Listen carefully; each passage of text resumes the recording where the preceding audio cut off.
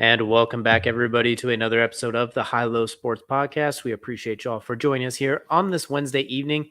It is once again MLB postseason time, and you're joined once again, me and my co-host Kelcey, the two men who are responsible for Trevor Lawrence, somewhat looking like Trevor Lawrence again. We put him on the Is He Cooked list, and he immediately started looking a little bit better. Problem is, they ran into C.J. Stroud and Nico Collins, but that's neither here nor there. We take a little bit of credit for resurrecting the prince that was promised for at least 4 hours. Yeah, we talked about him enough last week. It was only a matter of time before he finally figured himself out.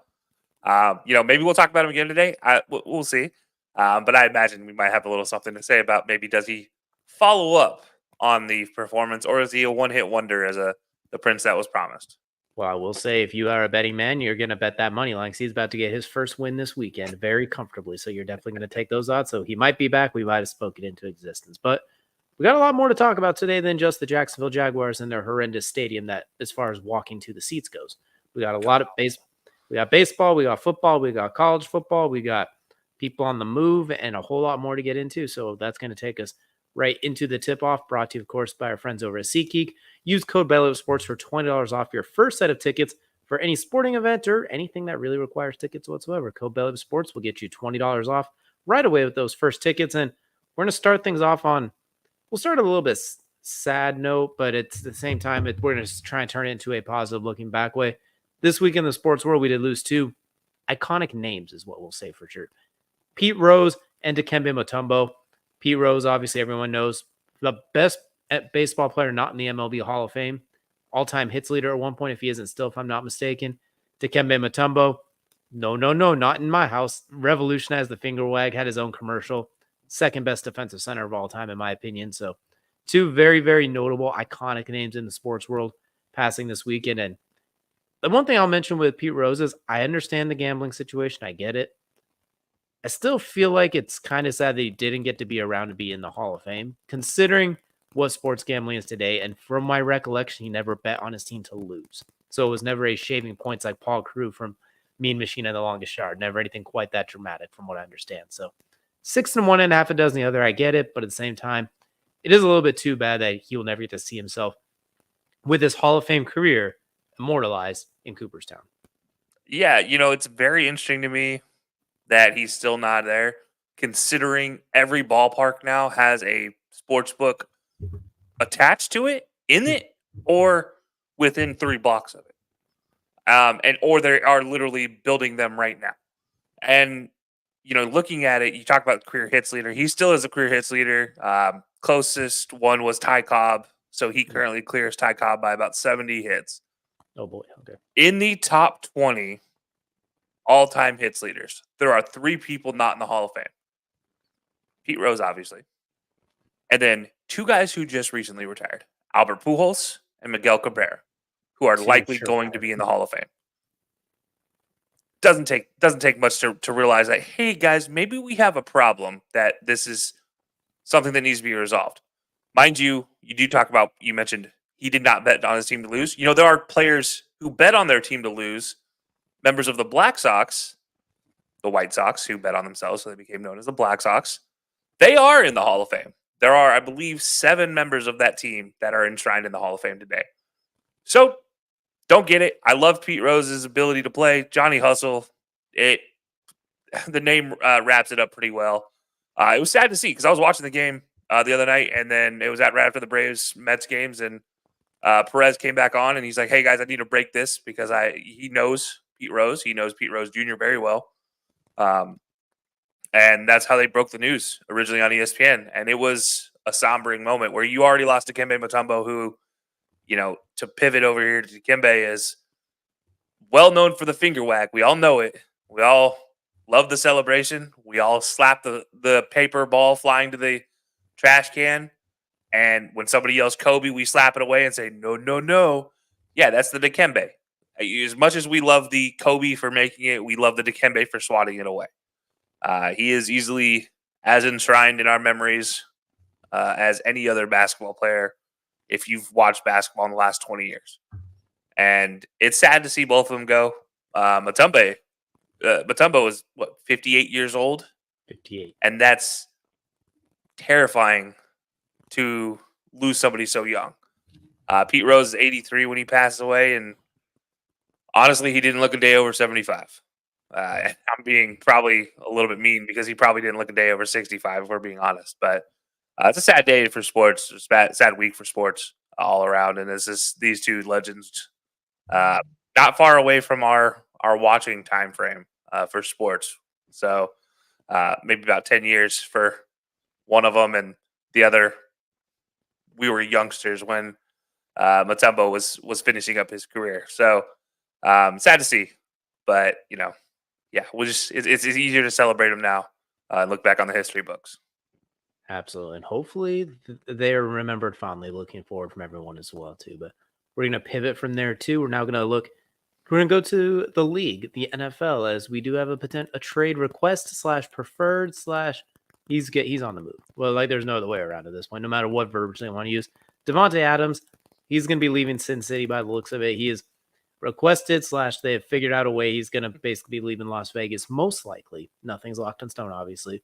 Some of the favorites, the Jets, of course, your Dallas Cowboys, the Saints, with the Jets and the Saints as arguably the two front runners with quarterback familiarity, from what I understand is the reports, plus a few other teams that are kicking the tires as well. So, Kelcey, since your Cowboys are one of the teams listed, I'm going to ask, A, how are you feeling about that? And B, where do you think is the likely spot for them? We're going to cross off the Jets because everyone's talked about that ad nauseum. Besides the Jets, where do you think are some good options for Davante? Yeah, so we'll start with the how do I feel about the Cowboys being linked, and my answer is it's about time the Cowboys get off their whats and try to do something with their team, because right now there are talented players on that field, but there are not enough of the talented players on that field to make a difference. Watching this team, you can honestly say that whether it's because Dak doesn't trust him or he just can't get on the same page as some of these guys, there's no Brandon Cooks, there's no other receiver. Tolbert seems to be a great weapon, but he's hit or miss on whether Dak trusts him. So adding somebody like Davante is a no-brainer if you're the Cowboys. It should be open up pocketbook, deliver a blank check, and say, yes, sir, we would like you here in Dallas because you missed out on Derrick Henry and you saw what he did to you. Let's not miss out on Davante Adams. That's one. Number two, where is his most likely landing spot? It is not the Dallas Cowboys. I do think they're, as much as the Jets have been talked about, I think that is a very obvious, logical choice. But I don't think it is the most logical. And you mentioned it. I think it's worth saying, New Orleans Saints, that love of that relationship with Carr is nothing to scoff at. And I 100% believe that might be his best landing spot if he goes. And that's just because the way that offense is set up, it is a downfield passing offense. It's set up unlike Las Vegas was when Davante got there. It is set up to excel for Derek Carr. It is Derek Carr's offense. And that means Davante gets to have a whole lot of fun in that offense. And he can go back to those Fresno State days with Carr. And, I mean, heck, you can honestly say those two together in Vegas was still effective. It wasn't as effective as most people would like it because literally that's all Carr targeted. But at the same time, fantasy football-wise, everybody loved it. So I do think Davante probably ends up in New Orleans. I think that's the most likely landing spot. I think that's the best fit for him, where he would slide in perfectly, allow Shaheed to be that guy that's downfield, allow Olave just to be the technician that he is. If anybody loses targets there, it's probably Shaheed. And then on top of that, you still have Alvin Kamara, and you still have Jamal Williams, despite Jamal Williams' penchant for trying to jump over people unnecessarily, like this last week. But yeah, no, I think Davante. I think him in New Orleans makes a lot of sense. If it doesn't end up being New York, and as much as I don't want to talk about it, I have to include it because it's there. Him and Aaron Rodgers make sense. I will say, if your Cowboys do make the move, they have basically committed to we are throwing the ball 55 times per game and we're winning shootouts and hoping our pass rush just gets a stop or two, because that's not helping them run the ball at all. That's encouraging them to do the opposite, which they already don't do a lot of anyway. So I'm for it. Just air it out, Dak. You're dropping back 55 times a game. Make it count. That works for me. That'll be fun. As far as where he goes, obviously we already talked about the Jets as like one. If he does go to the Saints, all Chris Olave fantasy owners, get him out, sell him immediately, because he's not getting the ball. It's going to be Davante every single play except for the bomb to Shaheed or the check down to Kamara. Olave already, has a dead even split with Shaheed as far as targets goes. They're pretty much dead even, if I'm not mistaken. It's like 53 to 54 or something like that. You throw in Davante, who we talked about when they met up in Vegas. Davante led the league in receiving yards that first year. And everybody else that we thought was going to be part of that high-powered offense was non-existent. So that it does make sense from a football perspective. Good luck guarding that, everybody. Fantasy football get Curtis Olave out of there because he's going to be hit or miss every other week. Like 1 week he'll leave at 20, the next week he'll leave at 0.2. Not his fault, but I think that's a good fit. Obviously, the Chiefs and the Chargers would be awesome fits, especially the Chargers, but that's not going to happen because they're in division. So kind of just ignore that one for sure. I do also – my question is, are they going to allow him to stay in the AFC or are they going to try and force him to the NFC too, just so they don't have to do it? If the AFC is an option, I really don't hate the idea of Pittsburgh going after him. You already have George Pickens. Calvin Austin can fly, but I think you've learned Justin Fields can kind of be that guy for you. I think you get Davante Adams that gives you another target. You're a winning team that could use that piece. I think that's a good one. I think Buffalo would be a good option. I just don't think they'd do it. But I think you throw him in there, Khalil Shakir, who's already established as receiver one there, just becomes that much more dangerous. But I just don't think they'd do it or pay for it. And then a sneaky one too. I don't mind the Cardinals taking a flyer on that one for sure. They're 1-3, so they're not exactly lighting the world on fire. However, they're not really that far behind considering the rest of the division is also not is 2-2, 3-1, and 0-4. They're right in the thick of it. They haven't even really started. They're 1-0 in the division. Marvin Harrison Jr. is the truth, as we've seen already. Leads the NFL in touchdown receptions. Throwing Davante Adams, it makes Kyler Murray's job a lot easier because you kind of see in those middle quarters it stagnates a lot. Like the first drive, he scores he's scored on every single opening drive so far, if I'm not mistaken. Mm-hmm. And then it kind of stagnates for a while. Throwing Davante, it gets a lot easier. So there's a lot of teams that could use his services. Obviously, the Jets and the Saints have the most sense from the quarterback familiarity. And I think just going somewhere where you know he's going to get targeted and have a chance to win is going to be the big deal. Which is why I think Pittsburgh could be fun. But in the same vein, if you have George Pickens, he's probably going to your bench. As awesome as George Pickens can be, we know Justin Fields finds receiver one and he throws to receiver one. We saw it with DJ Moore last year almost ad nauseum. We saw it with Darnell Mooney 2 years ago. And as soon as DJ Moore came to town, Darnell Mooney he got like one target that entire year. Like JF1 will lock into target one. So I think outside of fantasy, though, I think there's a lot of it just depends on how making the salary cap work. He's from what I saw this year, it's a good fit. He's only like $8 million or something like that. Problem he's got 2 more years on that deal in like the 30 million range. So someone will have to work that out. But there's a lot of teams that can use him. But like we said, it does feels like it's the Jets or the Saints at this point. It feels like those would be the 2 most likely options. But I do like your Cowboys are one of the name dropped ones in there. I think that's a fun fit. That's actually making a move like, okay, we need a little extra firepower because our defense isn't as good as we hoped, and we can't run the ball to save our lives, except against the Browns, weirdly enough. Yeah. I do want to throw a team out here. 2 things. 2 teams, technically. But I do think there are 2 NFC West teams that could use his services. One of them is LA. I do think with their loss of Cooper Kupp and their loss of Puka, it's hard to not think that that's an opening right there. I don't know how they make it work contract-wise. That's an issue. Because right now I believe they're sitting at $2.5 million in cap space. Not a lot of ability to flex that. But there's something that can be. I mean, you got to trade somebody. So if you trade what is equivalent to $9 million, you could probably open up that space. I think it's actually probably $7 million to get that cleared.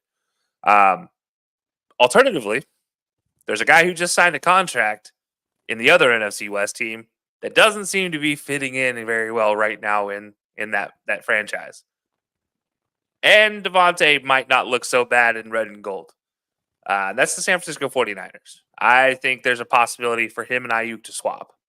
And it would be wild to think that that's a possibility if the Raiders and 49ers would trade yet again in their careers after, 30 years of never doing a trade. And then since the 90s, it's been like 7 times, something like that. Or countless players transferring from one side of the bay to the other. Well, now they're in 2 different states. So I think it's a possibility that you could open up trade talks yet again. But I don't know. Something about Brandon Ayuk doesn't fit well with San Francisco right now. And I think adding Davante to that, given all their injury history, might be an interesting fit. and he fits really well with what they want to do with receiving core. He would literally replace Brandon Ayuk at a plus position. It wouldn't be a drop from Ayuk. It wouldn't be a situation like that. He would improve that position quickly. I do think there's some cap space conversations that need to happen there, but that's a possibility too. I'm at this point in time, the Raiders are involved, so I'm not leaving literally anything unturned. There are so many options available because the Raiders will just do whatever except for trade within division. That is the one thing, at least for the most part, they can say they don't do. And thank God for that. What's interesting too with that particular one is Brandon Ayuk did play for Antonio Pierce at Arizona State, if I'm not mistaken, as well. Yep. So a little bit of reunion there, along with their former quarterback Jaden Daniels, who also played at the Arizona State, and the Commanders could be a team to possibly reach out to him as well, pair him with Terry McLaurin. And well, the Commanders, as we're going to talk about here next, they're already doing pretty well without him as it is, sitting at the top of the NFC East. They are the beast of the East right now, leading the way. 3-1, 3 in a row, haven't punted in 2 games, if I'm not mistaken. Like they've been, Jaden Daniels has been the epitome of efficiency. Cliff Kingsbury is called, looking at his play calls, it's like, you're running, it feels like it's all right there to stop, but no one can do anything about it. Like when you look at the passing chart, it is all right here, like at 2 o'clock, basically, between 2 and 3 o'clock. And then a few down the fields, obviously, here and there. We've seen it open up a little bit more, but are they for real, or do you think they're just kind of off to a hot start and they're going to settle down? I'm not going to say fizzle out or say they get bad, but do you think this is going to continue at this astronomical pace, or do you think they're going to relax a little bit, come back down to earth? Because right now you can make a case they're the best team in the NFC at this point. You can make a strong case for it. Well, before I do that, before I start making my case, I would just like to show one thing on the screen real quick. This was my playoff prediction, if anybody remembers. Notice that team down there, not in 7th in the NFC, but 6th in the NFC. Do you know who that team is? Yeah, that's right. That's the Washington Commanders, ladies and gentlemen. I got shit on for it. No, you didn't. For this pick, not by you at all. Not by you. But in literally every video we posted, everybody's like, no way, they're going to win 3 games. Guess what, guys? They've won 3 games. And they look really damn good doing it. And I told this, and I said this, and this was my reasoning, is Jaden Daniels has an X factor we have not seen since Michael Vick. There are players who have that X factor who haven't been allowed to use that since Michael Vick, but we have not seen a player allowed to use his X factor like Vick since Vick. And outside of Lamar as a special exception after his first year, a rookie has not been able to do this since Vick. And that is Jaden Daniels, and what he's able to do with his feet and his arms. His X factor is so dynamic, it's hard to match. The dude is sitting back there taking hits, falling on his back foot, and throwing dimes 40 yards down the field. That's not something a normal rookie quarterback does. People want to talk about Patty and all the crazy things he does. I'm watching Jaden Daniels show more arm talent than Patty does on a regular basis. And they're going to surprise some folks. Said it then, I'm going to say it now. They're going to continue surprising some folks until halfway through the season, when you have a half season's worth of tendencies to actually learn and educate your defense on what to expect. Yes, there's an obvious trend right now. I think it's a scapegoat or a subterfuge or whatever phrasing you want to use it by Cliff Kingsbury to set this up for a second half where Jaden Daniels can succeed, because he experienced it once with Kyler. They had a trend in the first half of the season with Kyler in his rookie year. He did well. Second half of the season hit, continued that trend, did not so great. Jaden Daniels, it seems to be setting up on the right side every single time. Well, just what happens if Cliff Kingsbury's like, you know what? All right, we did that for half a season. Guess what? We're going to use the left side of the field for the next 3 games. All right, now we're going to use the whole field. Defenses would not know how to react if Jaden Daniels can do that and Cliff Kingsbury can do that successfully. And I think this is all part of the crazy dude who we've seen in a clean, pitch perfect clean white room for a draft. If the man can have that kind of a clean white room as an adult male in his 30s, I don't leave anything out of the possibility of his crazy mind, because this is completely possible that Cliff Kingsbury has a great plan for running this offense with Jaden Daniels, and this is for real. So I'm going to say, long story to say this, I'm saying they're for real. because I said it in this preseason. I'll say it, continue to say it. Teams are going to think it's a one-off and not prepare like they should for Jaden Daniels because there are so many different pieces you have to try to figure out. No practice squad player is going to replicate this. There's not a single practice squad player in the NFL. There's not a single free agent in the world of football that can replicate exactly what Jaden Daniels is doing and give you a good look at as high of a level, unless you have Lamar Jackson on your team. And Lamar's not about to go out there and play practice squad snaps. Sorry, it's not happening in Baltimore. So, yeah, I'm going to say they're for real. I'm going to say I think they're for real, but at the same time, I'm also going to pull the reins in just a bit, in that I think they're legit, but at the same time, they're similar to the RG3 Washington Commanders, which people forget was really good his rookie year and won the division and were winning a playoff game until his knee exploded. I don't think Jaden Daniels is as all right. He is as reckless, but doesn't have the injury history at this point. We haven't seen his knee explode yet, so I'm going to say, assuming he stays healthy, I think they're very similar to that team in the same way. What's fun about this Commanders team that's overlooked is last year they were terrible after September. They didn't win a game, I don't believe, after September, or maybe the first week of October. That team's different. Like that. They have 30 new players on the squad. That leads the NFL by a ton. They have a new owner, a new coach, a new coordinator. They went full college recruiting, basically, just in the NFL. Like what you see when a new coach takes over a bad program. They did Dion. They brought luggage and made it Louis. They've turned it into Louis luggage at this point. I'm going to give them Dolce, but all right. The point is they changed everything, and because it's working, you can give it a fancy designer name at this point. Austin Eckler comes in. You kept the blue chip guys like Brian Robinson, Terry McLaurin, etc. Defense still has some to be desired, but Dan Quinn's able to finagle around that for the most part to good enough status. What I want to give the biggest shout out to is, I don't know who his name is. I have to look it up, but whoever their offensive line coach is, that man deserves a raise, a key to the city, piece of grass, a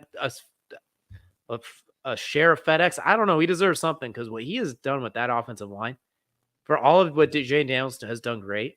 How often do you see him sitting back there like a 2010, like a 2000s, 2010s Tom Brady at the Patriots? There's a lot of times he could just hang out back there. Part of that is because teams are scared he's going to take off, so they stay a little. Instead of getting up the field, they stay in their rush lanes. Part of that is something with the offensive. They got that schemed up very well. They got it schemed up incredibly well to where teams are scared to blitz them, but when you don't blitz them, the line holds up very well. So a shout out to the offensive line. Jaden Daniels has been absolutely electric too. I think once again, this is what happens when you have a quarterback who plays in college, who plays multiple years in college like this. They could take that jump a little bit cleaner right out of the gate. So I think they're for real. I think I'm going to hold back in. I'm not going to say they're going to take over the entire NFC like the rookie year Dak and Z Cowboys did that had the number 1 seed. Won't go quite that far yet, but they are legit. They are a problem. I am worried a little bit about that defense down the stretch too, for sure. Because while they have moments where they're able to get off the field when Deron Payne and Jonathan Allen just randomly destroy pockets from the inside, and Jeremy Chin randomly looks like he's playing Madden, and then the next play he doesn't look like he's playing Madden. But I do think I feel like your 10-7 prediction's pretty spot on, and I remember when we did the predictions, we talked about it.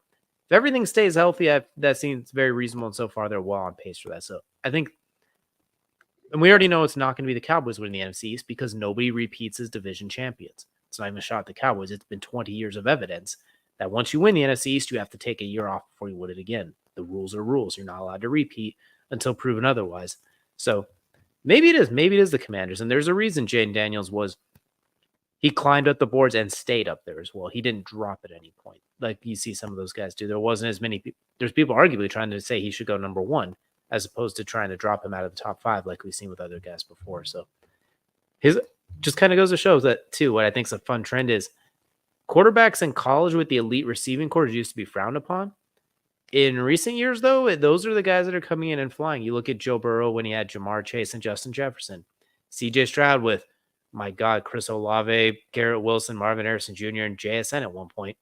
Now you have Malik Neighbors and Brian Thomas Jr. with Jaden Daniels. It's very interesting. What used to almost be frowned or used against you is now almost going the opposite. It's like they're coming in as a group at this point instead of just like, oh, his receivers made him or he made the receivers, etc.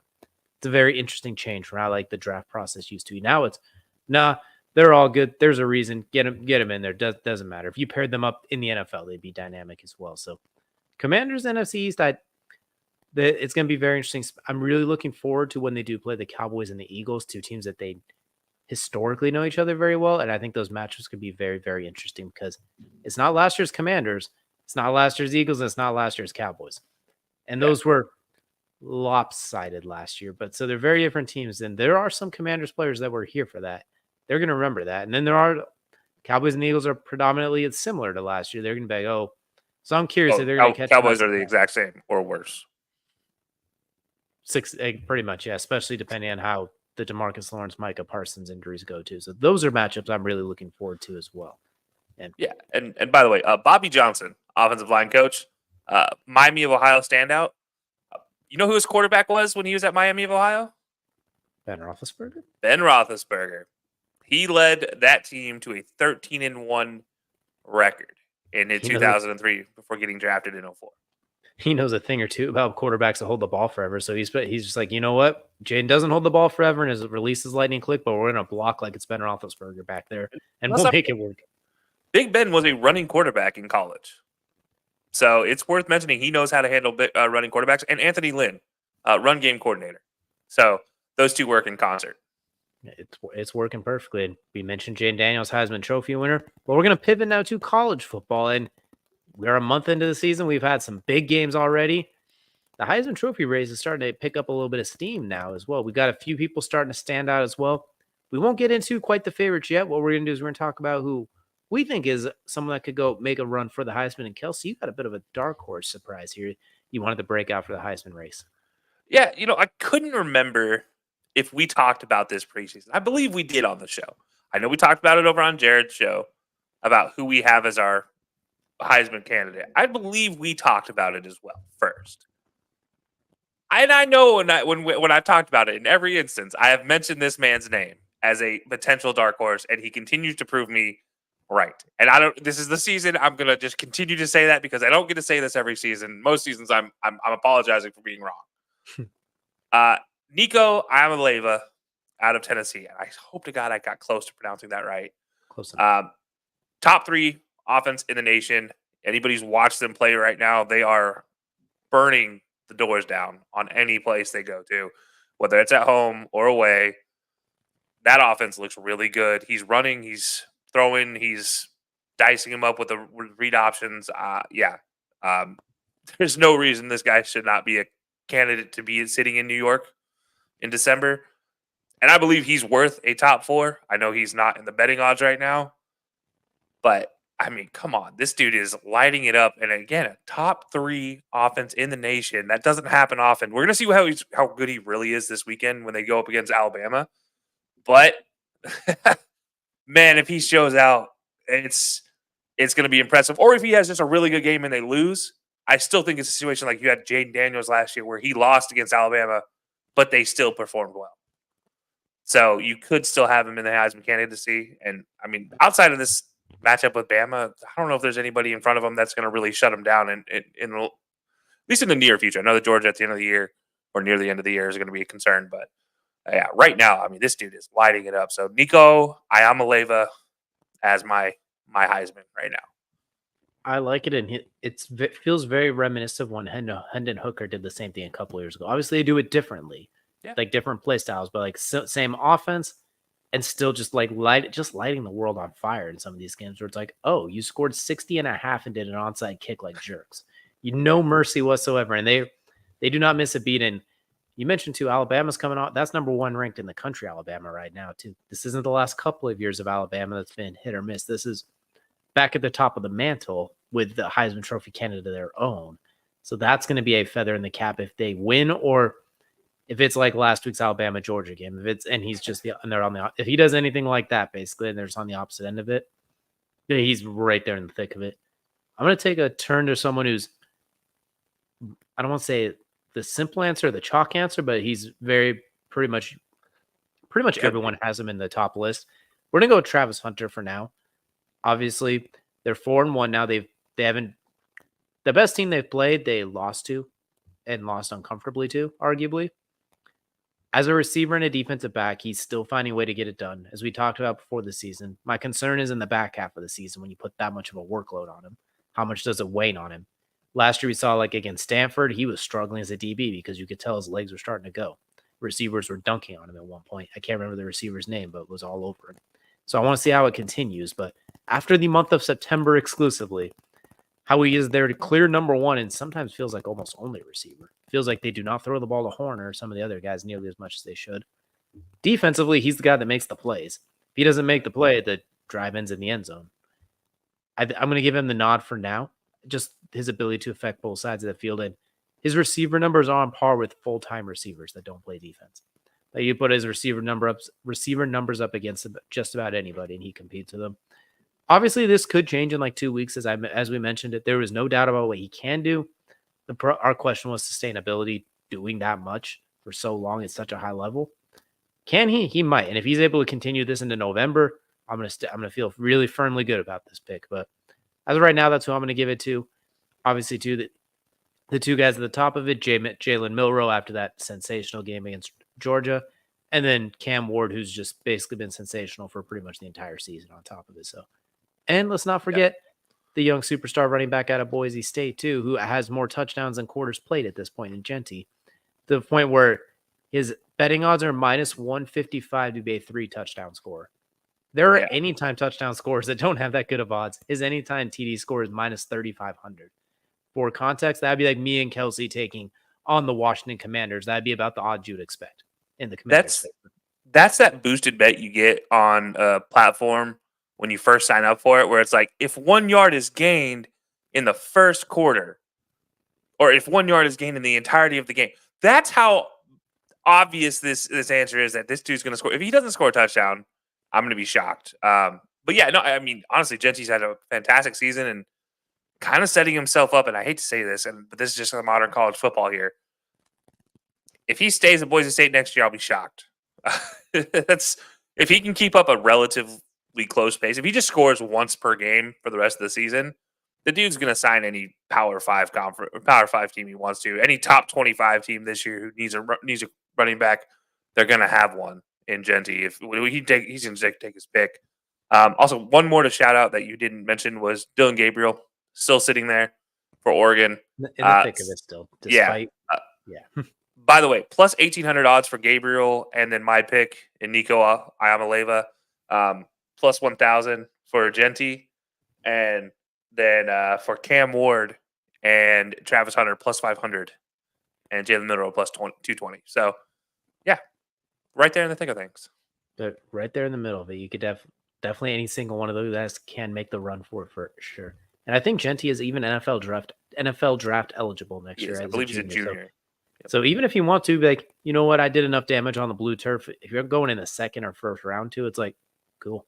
Like that's just how electric he could be at Boise State. That's just absolutely crazy what he's been able to do. But here's just one stat to leave this conversation with. You mentioned Travis Hunter on the ball. How many snaps he's had?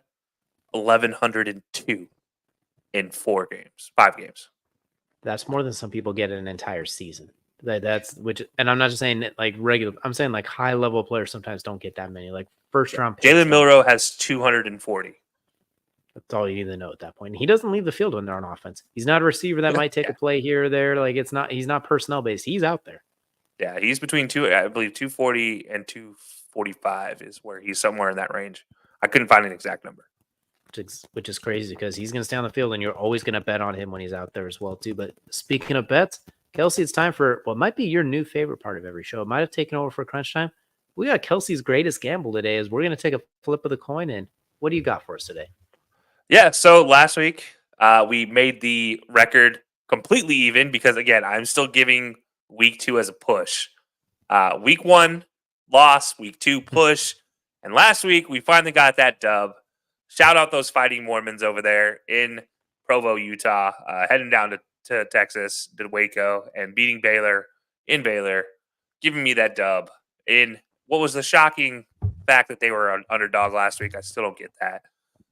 Ranked team against an unranked team, and they're the underdogs. Make that make sense. I never will. So we're going to go to another game. On it. Thank you. Yeah, exactly. Yeah, I did too.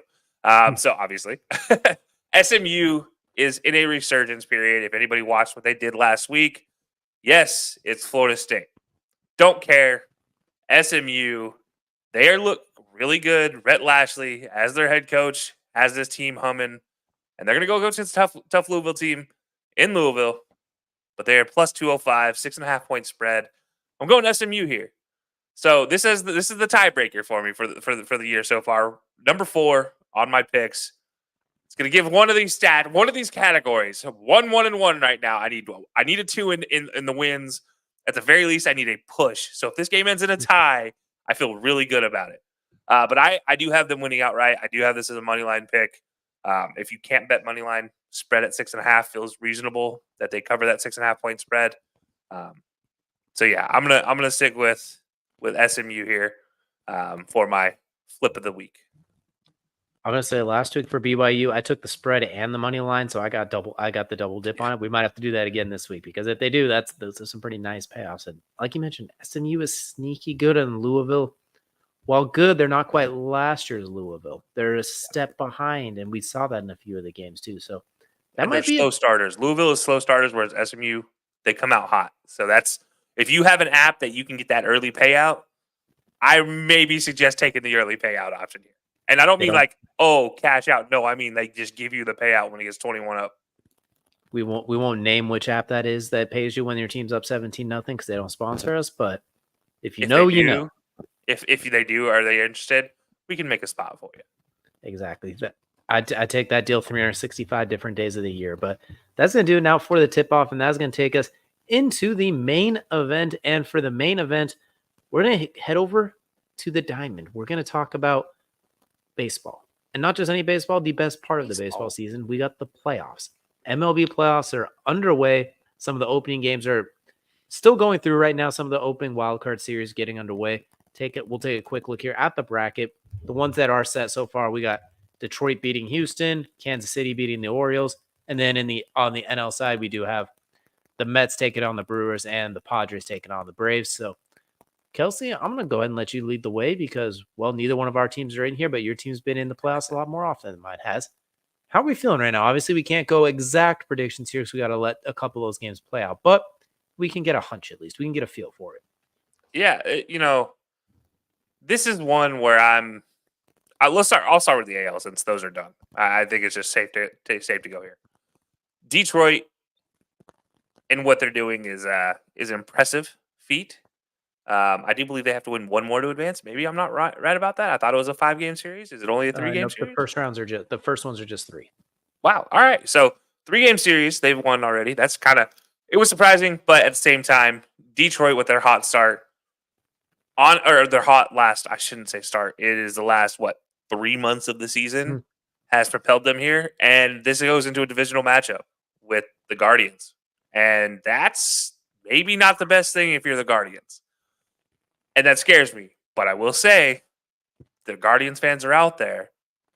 I know they are. They're literally right down the road from me. You guys have a pretty easy road here. So I'm going to start with the AL, and I'm going to start with that matchup. I'm going to think the Guardians can slow down this Detroit Tigers team. I like what the Tigers have been doing, but I think it's time for those wheels to come off. Cleveland has been a good team all year long. The fact that Jose Ramirez wasn't given the opportunity to go triple 40s, shocking. Just from the fan perspective, that's a crime against humanity. Should be punishable by the Geneva Convention. This is a catastrophe. Yeah, but this is going to be a good series. Now this one I know is a 7-game series, so I do believe this one ends up 4-2 with the Guardians pulling this one out. It's not going to go to a Game 7, but I do think this one is going to be a really good series from all around. But that's going to take me down to the bottom. New York, Kansas City. Kansas City getting past Baltimore as easy as they did, shocking in a way. Considering that was my pick to be in the World Series, hurts me a little bit. But those Yankees, man, they're hard to deal with. If there's a team on this entire board that has to deal with New York, though, I do think Kansas City has that opportunity. Bobby Witt Jr. is no joke. Him and Aaron Judge one-on-one going against each other every game. It's going to be very interesting. It's going to be high-powered teams. These offenses are going to be really good this postseason, and it's going to be whichever team has the best pitching performance. I do think that does lean a little bit more towards the Yankees with Nestor Cortez and their entire lineup of pitchers. So I'm going to say Yankees and Guardians in CS. And out of that, I'm just going to go ahead and spoil it. I have the Guardians moving past the Yankees because why not? Maybe make Cleveland a little happier than being the mistake on the lake. So DJ, before I go into the NL, I'll let you go ahead and talk about the AL. So I'll go ahead and rip the Band-Aid off out of the gate too. Guardians in Detroit's very interesting because Scooball's arguably the best pitcher in baseball right now. If not, he's right there in the thick of it.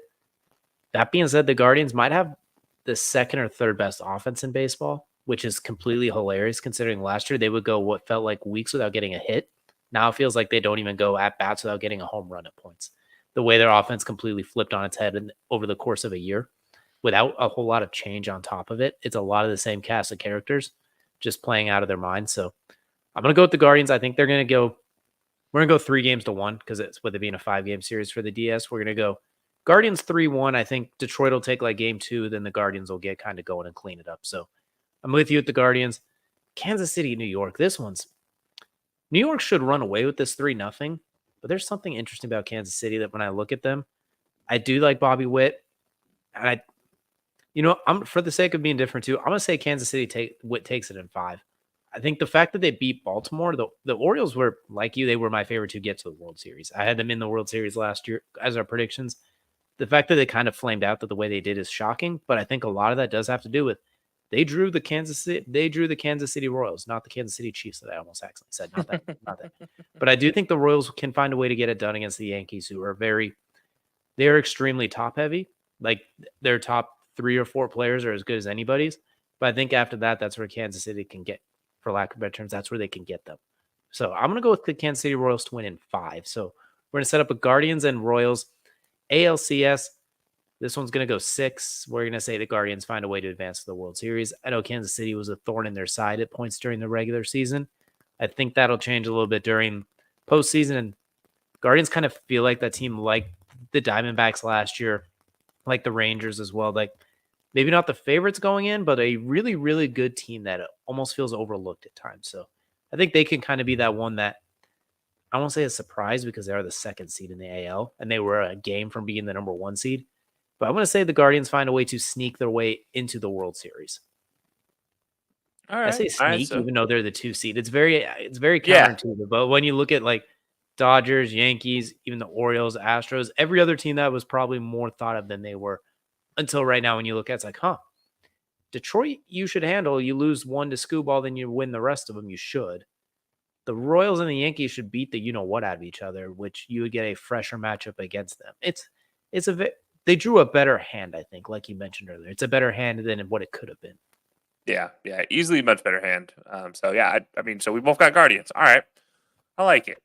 By the way, just to update on the games that are currently ongoing, which Atlanta is currently up 1-0 over San Diego as we're recording this, and the Mets up 3-1 in the 4th over the Brewers. So San Diego and Atlanta is in the first, by the way. So with that said, Mets, I'm going to say they advance. We'll start there. I think they get past the Brew Crew, which is going to set them up against Philly. And then for the other game, 5 versus 4, so Atlanta versus San Diego. I don't care who gets out of that series. You're not advancing past the Dodgers. I'm sorry.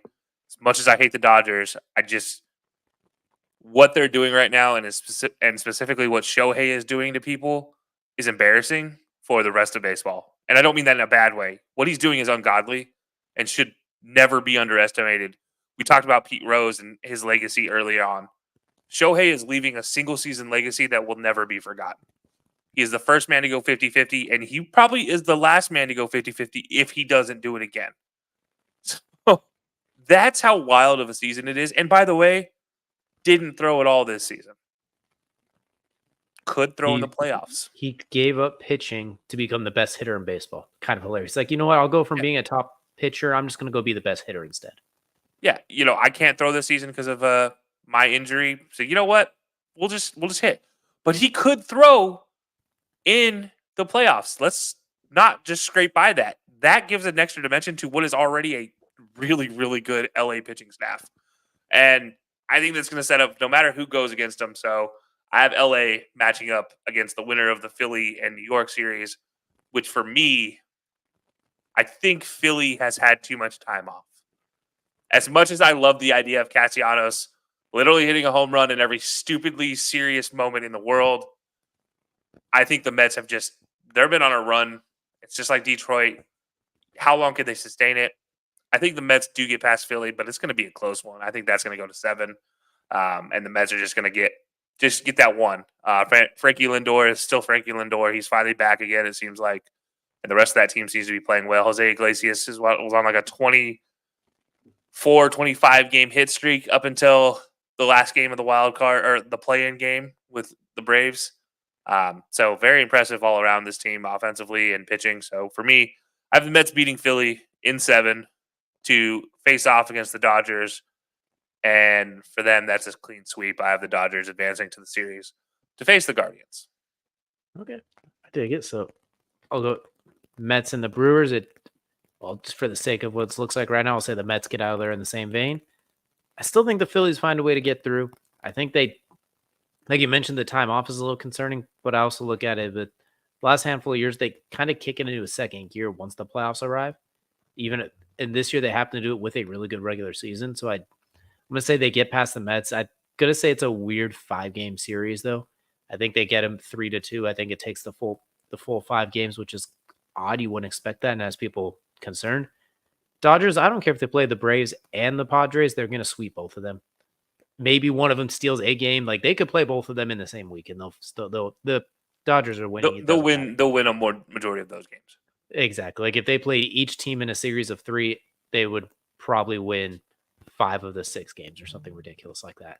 So we'll have Dodgers taking on the Phillies. Phillies match up very weirdly with the Dodgers. Obviously, the Dodgers are better in favor, but it feels like the Yankees and the Royals, but the Phillies are better. Like, they have a lot more firepower. Their pitching staff isn't. It's good and it's good. Oh, their pitching staff is one of the best. Like, I'm trying to say it's good. I was say it's not good enough to stop the Dodgers, but it's good enough to at least not let them go ballistic. It's good enough to not let them go scorched earth. And they have the firepower to match that. So it'll be a 7-8 type of game every single time. Like, you bet the over. Like, that's this entire series. But I'm gonna say Phillies take that one in 6. I'm gonna say it goes 6 and they find a way to. They just always, honestly, the way the world's going, Nick Castellanos is gonna hit like 6 home runs during that series. Like, there's a lot going on now, and there's a lot to be going on, and he has a knack for it. So trust Nick Castellanos to just make light of a very, very interesting world that we're in. So we're going to have the Phillies taking on the Guardians for me. So we both got the Guardians in there, but you haven't taken on the West Coast. I haven't taken on the East Coast adjacent. Yeah. And, I said this is a good team early on in the season, the Guardians. And I said the Dodgers are a good team in the NL, and they're going to be hard to get past for anybody. I don't think the Guardians could have asked for a worse matchup if they end up in this situation. And it's everything you could have hoped against. and that the reason why is in Cleveland, there is no doubt a power alley to right field. Shohei Ohtani, left-handed hitter, pulls the ball to the right field. The rest of that offense hits well to the right side of the field. You kind of playing like Yankee Stadium a couple years back. And any home game is now turns into a fly ball fest to right field and see what can happen, which is not good for the Guardians. They have a good offense. Is it good enough to keep up with 5-6 runs a game? Don't think so. So with that said, if they can keep the score low, different story. They have the best bullpen in baseball. Just getting to that bullpen is a concern. So for me, I have the Dodgers winning this one. I'm gonna say we'll go 4-2 for the Dodgers. But it hurts me to admit that the Dodgers are that good, but it is just the truth for me. So I'm going to have the Dodgers winning the series 4-2. That's going to be your World Series champion for me. I'm looking at it in the way of, I feel like the Phillies and the Dodgers, if it matches up the way I have it going, the winner of that's going to be kind of the World Series champion. It's like the winner of this wins the whole thing. I think it's the Dodgers are a worse matchup for the Guardians, but the Phillies aren't exactly a walk in the park.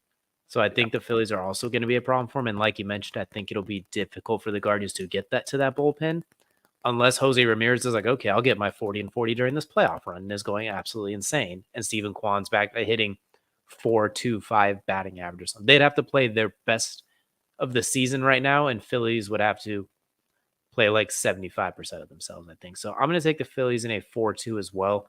I think the Guardians are right there, and any of these other teams besides those two, really any other two teams in the playoffs besides those two, I think they match up pretty well against. Like if they could play the Yankees in the World Series, if we could like just change it so they could do that, I think they have a chance there. If they could play just about anybody else besides the Dodgers or the Phillies. And I picked the Phillies as my preseason pick, so I'm going to stick with that too. Since my other one is already out. Thank you, Baltimore. So we'll go Philly 4-2. Any left-handed power team, like if you have a heavy left-handed power hit situation, Cleveland becomes a easy home run field for them. And that's what's concerning is both Philly and LA. I know Castellanos is not a left-handed hitter, but they got Bryce Harper. They got 4 or 5 other bats that hit from the left side that there are concerns of them just hitting a pop fly that sells 365 feet out into those stands, into those standing room only bar room seats. It's hard to think that the Guardians, if they get there, that they have enough to get to hold on. And it's nothing against them. They've been plagued by injuries from literally game 2 of this season when they lost their number 1 starter for the season. And if that's a different story, if that's a different conversation we're having right here, where they have a healthy pitching staff all season, I have a different answer to this question of who wins. But yeah, for me, I'm the same as you. I just think it's hard to go up against either one of these matchups that we have them in a series, in a World Series matchup that you just, not going to be easy. Not with a struggling pitching rotation. That being said, if somehow the Braves go on a run and get to the World Series or the Mets, I think the Guardians could take out either one of those two teams. So I think if just about anyone else comes out of the NL for sure. But I think the Padres too. I think it'd be the same thing if the Padres make it. I think the Padres or the Brewers, if they match up against, let's say, the Guardians, that's a completely different story. The Guardians pull that out. Exactly. It's unfortunately the two monstrosities at the top is just a pain and difficult with. Weirdly enough, I feel like the Yankees against one of those two teams would actually, with my kid, it's the same result. I feel like one of those two teams is walking with the World Series regardless. That feels like the 1A and the 1B, whichever way you want to slice it for sure. So assuming nobody gets in the way first, that's the matchup we'll be looking for. So everyone, let us know down below what your thoughts are on the World Series, on the MLB postseason, and who you think is going to end up playing in the World Series. And let us know too if you have any surprises, any upsets, anything like that. But that's going to now do it for the main event, which is going to take us into Kelcey's now second favorite part of every show. And that is crunch time. And crunch time, if you've been around for a little bit, we got some friends over at Rotobot AI that have been helping us out with crunch time. And we're going to continue the streak. The competition is still strong. Humans versus machines with Terminator 3.75 or whatever you want to call it, as we continue to test our luck against the Rotobot AI. Yeah, guys, if you guys have not checked it out yet, Rotobot.ai. I know you haven't really had much of an opportunity, but if you haven't checked out the segment before, it is in beta. So it is an AI fantasy football assistant, which if you're like the rest of us, you know, and it's a pain in the butt to try to keep up with stats every day of the week and try to make the right decision for who you start, who you sit, whether you're making a good trade with your friend, whether that's the best outlook for the long-term season, or maybe you have a dynasty and you're trying to figure out if you have the best team going forward into next season or later in the season, and you're trying to play the long game in this dynasty league. That's what Rotobot.ai is supposed to do. We've been in the process of being able to beta test this, and it's been a great opportunity for us. We've learned a lot from the developers, and it's helped me make some decisions every weekend. I don't just use this for this segment; I do use it in my own roster. So much so that I won a few games because I started Justin Fields last week. So good for me. But this was last week's performance. Before we go any further, we had Goff versus Cousins, Fields versus Williams, Shakir versus Flowers, and McLaurin versus DJ Moore as our start and sit options. As you can see, we'll start with Rotobot. It went 2-4 in the week, or 2 for 2, or 2-2 in the week. So two right, 2 wrong. It did not get Kirk Cousins and DJ Moore correct. However, it did get Justin Fields and Khalil Shakir correctly. Myself, I went 3-1. So I ended up, the difference being Terry McLaurin, I got correct. I also went with Kirk Cousins. I got that wrong. Did not expect Goff to go perfect in Monday Night Football performances. DJ, however, did expect that because that's just DJ's big brain move. However, he expected him to go perfect and have the best quarterback game ever, arguably. But Caleb Williams and DJ Moore, he did get incorrect. We all 3 picked Shakir, so we all got that correct. That does improve Rotobot's record so far in the season. We're three weeks into using this. It is 4-8 on the year, which is for being in beta and learning every week. It's getting better with every single session. And then myself, I'm sitting at 8-4, just ahead of DJ at 7-5.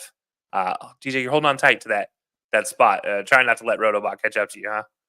I didn't expect Justin Fields to basically go ballistic in garbage time and score 2 rushing touchdowns, and I didn't expect them to just go ballistic in garbage time. But you know what? It's okay. We're ahead of the robot. I'm keeping strong. We're right there, so we're not too worried. We haven't gotten full Terminator yet. That's what I'm hearing, DJ. All right, well, not yet. We don't need Sarah Connor involved yet. Like, we're good. All right, so we have, like we did last week, we have a few questions for starting and sitting Rotobot. So DJ, our first question is Sam Darnold or Trevor Lawrence? Who are you starting this week? As much as I love the Sam Darnold redemption story and the revenge tour against the Jets, that's a tough matchup. So we're going to go with Trevor Lawrence because he's also playing the Colts, who in Jacksonville, they have won for a decade straight, basically. And the Colts defense isn't exactly known for keeping quarterbacks from scoring fantasy points, even in the games that the Colts win. Justin Fields scores 30 and Caleb Williams scores 30. So Trevor Lawrence will give you 20 something. And I think Sam Darnold, that's a tough matchup. So we're going to take Trevor Lawrence. We joked about it at the start of the show. We're going to come back full circle. The Prince that was promised looks a little bit more royal this week against the Colts defense. Okay, so you're going T-Law. Well, I'm going to go ahead and let Rotobot answer this question for me first. This is at Rotobot's pick. This week, Sam Darnold faces a tough matchup against the Jets, as you mentioned, who boast a formidable passing defense, allowing only 150 yards per game and just 2 QB touchdowns. A little bit of misnomer just for the stats fact, because that game against Denver should be an outlier, that conversation. But I digress. Despite Darnold's recent strong performances, potentially MVP for the season so far, with the Vikings and his connection with Justin Jefferson, the Jets' defensive prowess and the disruption of a London game suggest a potential dip in output. That's right, there's a London game, and it is not the Jaguars involved, ladies and gentlemen. Just worth mentioning. Yeah. However, Trevor Lawrence, on the other hand, faces the Colts, as DJ mentioned, who struggle against the pass, allowing 257 yards and 20 fantasy points per game. With the Colts' defensive injuries and Lawrence's improved chemistry with Christian Kirk, who, by the way, they said last week, Christian Kirk is who the passing game runs through, according to Trevor Lawrence. Take that for what it's worth. He is poised for a rebound. Given the matchups, start Lawrence over Darnold is the optimal choice this week based on defensive vulnerabilities and projected points. So, DJ, you and Rotobot are on the same page again. Looks like Rotobot's getting pretty smart. Maybe the Terminators are closer than he thought. Not to mention, Jonathan Taylor's very unlikely to play, or if he is, he's going to be injured. And same with Anthony Richardson. So you throw that on top of it, the offense is going to be a little more stagnant, which is going to be more opportunity. So Rotobot AI just clearly read my diary. That's all it was. So we're not going to think too much of it. We're still sticking with Trevor Lawrence. I'm not going to change just because Rotobot said so. We're going to stick with it. Rotobot's getting smarter on us. Oh, I wasn't going to let you change. This is not the corner booth. We don't get to change our answers like this on the last second. Dun, dun, dun. Yeah. I'm just kidding. Sorry, Jared. I couldn't help myself.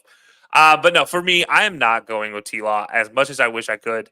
He's disappointed me far too many weeks in a row on one of my fantasy teams. Getting tired of it. Therefore, I am switching it up. And by the way, this question came directly from my fantasy team, just so everybody's aware. I am going with Sam Darnold this week. And if I'm wrong, that's on me. 100% my choice. I do think with the other weapons involved around Justin Jefferson, Sam Darnold has an opportunity to continue to go off against this Jets team, whose defense, while yes, is really good, I still stand by the fact that I think the Denver game should not count as far as statistically speaking. And that changes these statistics a lot. And I'm not saying that because Bo Nix is a rookie. I'm saying it because that weather was awful and nobody was trying to pass in that weather, despite Cortland Sutton getting his first touchdown of the season. So yeah, I'm gonna say there's an opportunity here for Sam Darnold. I think just with the rest of the weapons he has, I'm going Sam Darnold on this one for me. I think Sammy D shows out against the Jets. I was gonna say it was sunny in New York, but he's not playing in Philadelphia. That would have been a much better joke there. But yeah, we're gonna go Sammy D here for me, and I'll let you two take T-Law. How's that sound? You know, that works for me. And before we jump on to the next one, we did mention the Vikings, and we do got a quick question here. Dropped Calvin Ridley for TJ Hawkinson. Good move.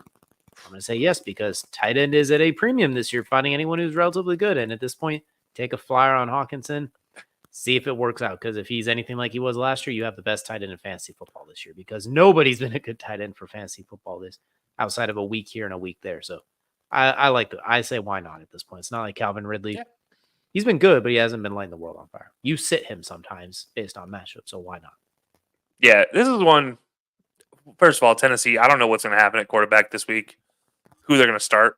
I don't hate this at all. I do like the idea of going with Hawk instead of Calvin Ridley. As much as I'm a Calvin Ridley stan, Not in that situation. Yeah, not in that one for sure. So, DJ, we're going to go with the next question. So after we answer the Hawk question, we're going to go number 2. We move from quarterbacks. We're going to go into running backs. So we're on the ground now. The number 1 position yet again this season is running back. Go figure, because that's just what they do.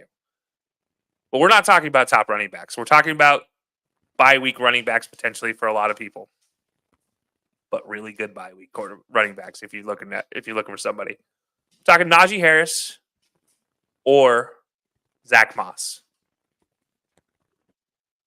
That's a tough one because Chase Brown took a lot of Zach Moss touches last week, and I'm worried, is that a trend or was that just an anomaly? That being said, Zach Moss still did score, so it's not like he was completely cut out of the offense or anything like that. And then with Najee Harris, it was not a really great week last week against the defense he should have cooked on. Like, he averaged like 1.6 yards per carry. It was not very good, and he was banged up going in and banged up during the game on top of it. So I didn't really love that. So I'm going to lean towards Zach Moss, even though Baltimore's that's tough because Baltimore's a tough matchup. Like, my God, you normally don't pick a running back going against Baltimore. And Najee Harris against Dallas in theory sounds great, but that's tough. I'm going to stick with Zach Moss because I think he can get involved in the passing game. I think Joe Burrow likes to drop back as soon as he doesn't have basically T. Higgins or Jamar Chase. He looks to check it down to Zach Moss. So in a PPR league, I like Zach Moss for that regard.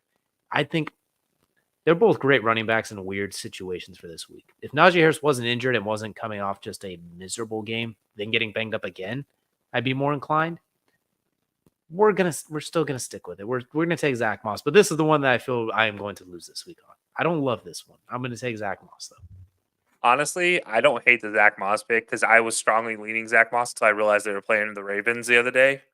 And then I was like, oh, yeah, in-division matchup.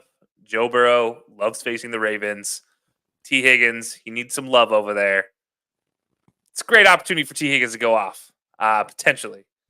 And for that, I'm going to go away from Zach Moss, and I'm going to continue my self-hatred as a Cowboys fan. And I'm going to pick Najee Harris to continue to dominate a defense that has been dominated by the run literally all season. So I'm going to go for myself. I'm going Najee. And again, Najee stan. 1,000% Najee stan. So, all bias, no care in the world. But with that said, we're going to move over to Rotobot. Rotobot, on the other hand, I shouldn't say on the other hand, it followed me. So this week, start Najee Harris over Zach Moss. It's just straight to the point. Harris faces the Cowboys, who ranked 27th in rushing yards allowed and 31st in rushing touchdowns allowed. So there you go. Cowboys, you suck against the run. It creates a favorable matchup. Harris projected 57, almost 58 rushing yards and 14.5 receiving yards, totaling 12 PPR fantasy points. In contrast, Zach Moss goes up against the Ravens, who are formidable against the run, allowing only 3.04 yards per carry, so just 3 yards per carry, ranking first in rushing yards allowed. So Moss's projections are modest with 41 rushing yards and 19 receiving yards for a total of 12.2 PPR points. But given the Cowboys' defensive weaknesses, Harris has a higher ceiling and better opportunity for a breakout performance. I think it makes sense. For me, that's my reasoning when I'm looking for this answer. But honestly, DJ, I don't hate the Zach Moss pick like I talked about earlier. The exact same reasoning I have. The problem is Najee Harris is banged up. You take away the banged up, we're all on the Najee train right here. But with him being banged up, I'll lean Zach Moss. But literally everything it said there is what I said, just with a different tone. There you go. All right, so we're going to go last one. I'm going to go Rotobot talk first, and then I say Rotobot talk first. I'll be talking for Rotobot continuously. They haven't gotten that far with the AI yet. That would be really cool, though. We're going to go T. Higgins, as I mentioned earlier, versus Deontay Johnson. Deontay Johnson been performing well since Andy Dalton has stepped in. So this week, start Deontay Johnson over T. Higgins. Wow, okay. Johnson, facing a Chicago defense that ranks 10th in receiving yards allowed and 8th in receptions allowed, is projected for 15 PPR points with a strong target share of 8.7 and 72 receiving yards. Despite Chicago's solid pass defense, Johnson's volume and recent performance trends, including a wide receiver 12 ranking, suggest a productive week. Conversely, Higgins, who may miss the game due to a hamstring injury, is up against Baltimore, allowing 30th most receiving yards. Even if he plays, he's projected 13.3 PPR points and 61 yards are less promising. Johnson's healthier status and higher projected output make him a safer and more productive start. God, if that is not the answer to every T. Higgins fan all season, I as a T. Higgins owner, I have literally dealt with this hamstring injury thing every single week. And yes, this did come from one of my teams too. So yeah, start Deontay Johnson is what Rotobot says. DJ, agree? Disagree? I love me some T. Higgins, but you got to start Deontay Johnson. Not only does the Andy Dalton revenge tour continue taking the Bears this weekend, Deontay Johnson's going to get the targets.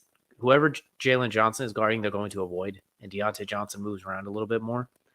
And like I said, the hamstring injury to Higgins and those numbers of Baltimore's pass defense, I think, are a little inflated because of the second half of that Cowboys game, where it was the Ravens were just choking, basically. You look at the rest of that game, the last week against the Bills, even most of the game against the Raiders, and then the second half against the Chiefs, they just really like to choke, honestly. That's just kind of the thing. So maybe if they get a big lead, then Cincinnati starts coming back. That's what we'd be worried about. But if it's a competitive nip and tuck game, I'm gonna stick with Deontay Johnson. There's just a little bit more opportunity for him. But T. Higgins' breakout is due. I just don't know if it's due this week. Yeah, no, that's fair. I get it. So you're going Deontay. I don't blame you. I have strong inklings, but as I talked about, Baltimore is ripe for giving up some T. Higgins love. Joe Burrow loves him some T. Higgins in this situation. Marlon Humphrey ain't got nothing on T. Higgins, and I will stand by that. I'm sorry, Marlon. I don't care about you. I don't think you're that good of a corner. Anyways, T. Higgins, much better receiver than people give him credit for. So, yeah, I'm going to go T. Higgins here for me over Deontay Johnson. It's not by much. I think it's just a touchdown difference. It could be just like less yardage, one more touchdown. Yeah, so T. Higgins for me. You and Rotobot, Deontay, I'm going to go T. Higgins. I'm going to be the difference this week. I'm going to go completely different than everybody again on 2 of the 3. So we'll see how we do. Maybe I lose the lead this week and you gain it back. Well, something's going to happen because you and I have 3 completely different picks. So either I'm going to catch up and take the lead or you're going to start running away one way or the other. Yeah, that's true. So, DJ, before we move on past, well, we already talked about this a little bit earlier on the show, but it's worth mentioning. We did get a question for you. Huge fan of the show, already a sub. If Davante was going to the Jets, is he a top 5 wide receiver rest of the season? DJ, I'm going to let you take this one because I feel like you have a good take on this. Top 5, probably not. Top 10, almost assuredly, because I think he's going to get a lot of those opportunities that we thought Garrett Wilson would be getting. And him and Garrett Wilson just haven't clicked. I don't know if it's because Garrett Wilson has those ugly-ass sleeves or it's because he switched to number 5 and we know how much Aaron Rodgers loves the number 17. I don't know what it is, but it's just not quite clicking. There's a lot left out on the field. Just the air yards, the missed targets. Like, I think Garrett Wilson's breakout could be incoming. They've also played a murderer's row of corners. I mean, Patrick Surtain, Christian Gonzalez, the 49ers defense with Ward. Like, it hasn't been easy. L'Jarius Sneed, he hasn't exactly had a get right game yet. He hasn't had a Mercer week 1 or anything like that. So I think he's due to break out, but you bring in Davante Adams, I think that kind of nullifies it. So top 10, yes, but top 5, I can't quite go that far. I just can't quite go that far. But I think he could be top 10 caliber, and he ends up being you play him every week type of guy, which he already kind of almost is.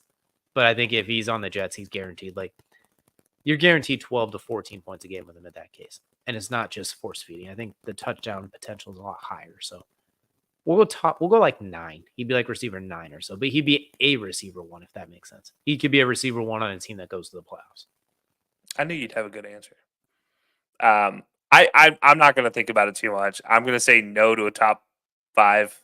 I think I'm with you. I'm a top 10, 11, 12 type of guy. I do think there's a couple too. I should preface that because I don't know if this hamstring is real and it's actually going to nag the whole time, all at T. Higgins, or if this is a get me out of here, my hammy's sore. I don't know which one it is.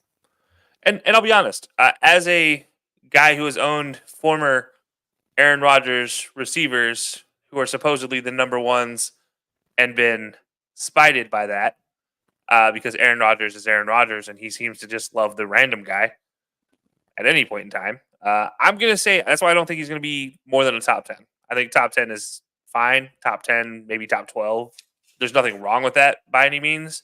But there's a lot of guys ahead of him that have opportunities to have boom weeks every week. Jamar Chase, Justin Jefferson, just to be the top 2. But then you go into Houston, you have players. You have CD up there. You have Tyreek if he ever gets a quarterback, which is a potential possibility. Talks of Russell ending up there. You have George Pickens right now. If him and Fields can get on the right page, that's a different conversation. DJ Moore is still a fantastic receiver. Brandon Ayuk, Debo, one of those two every week. Take your pick. Marvin Harrison Jr. making a name for himself despite my refusal to pick him that early. Malik Neighbors, Amon-Ra St. Brown, Tim Patrick maybe makes an appearance up there once in a blue moon. Shout out Tim Patrick, my 17th round draft pick for 2 years running where he tears his ACL the next day. Still love you, buddy. But yeah, so no, I do think Davante to the Jets would be something fantastic to watch, but I think it's not going to maybe have the same benefit for Davante as people might think. I do think it does open things up more for Garrett Wilson more so than it does for Davante. And that's with Aaron, we know he spreads it out. Versus if Davante goes to Carr, my answer is 100% yes, he's a top 5 receiver. And once again, you trade Chris Olave immediately if that is the case. If that happens, 100%, you get him out of there and you see if you can get somebody to buy high on there because that's either way. We already went over that, but that's going to do it here for the High Low Sports Podcast this week. We appreciate y'all for joining us here on this Wednesday evening, or if in one of your favorite places to listen to the podcast later in the week. Be sure to tune in for Fantasy Fridays. Check in with Kelcey's Long Shot Bet later in the week, and of course DJ's best bets at the end of the week too. So far, we are a rough week last week, not our best week last week, but we're still on an overall heater on the season. Unfortunately, Anthony Richardson's could not hit because he did not play more than a series and a half, so we had no chance at that one last week. But overall, things are still looking pretty bright. So we appreciate you all for hanging out with us, and we'll see you all again next week.